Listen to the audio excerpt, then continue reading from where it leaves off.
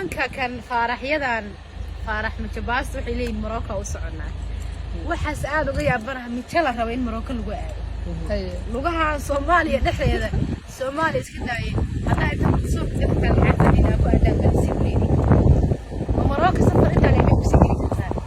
dadka nimanka Soomaalida caruurahoodii baa dayacan mid walba meel mid baa u jooga saddex kala meel u joogta caruurtoodii baa caqday markaas Morocco loo socdaa waxa Morocco ku aaysan caruurihiina siista walaalka xaaji ciise bare khadija guusay $50,000 مع السلامة مروكا الله ينوهايا عاصمة الصوف $500 guri qurux badan gabadh qurux badan iyo dadku jecel waa la nasana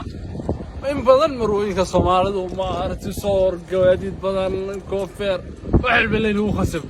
maanta waa dalka Morocco tigirkii inoo jaray diyaaradda raacna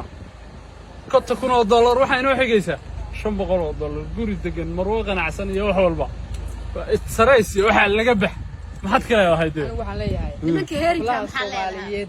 haweenka adduunka jira hormuudkoodii bay noqdeen nimanka qurux baa u dheer ninkii hela waa wale saaf nimankan heerinka ninkaas waa daayeer hablo iga heelinaya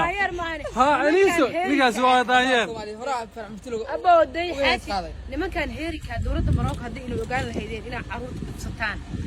inaad dumarka dishaan inaad dooxdaan inaad leysaan hadii la ogaan lahayd dambiilayaan naatiin aeroportkeeda khadija guusay rag isku ma jiro nin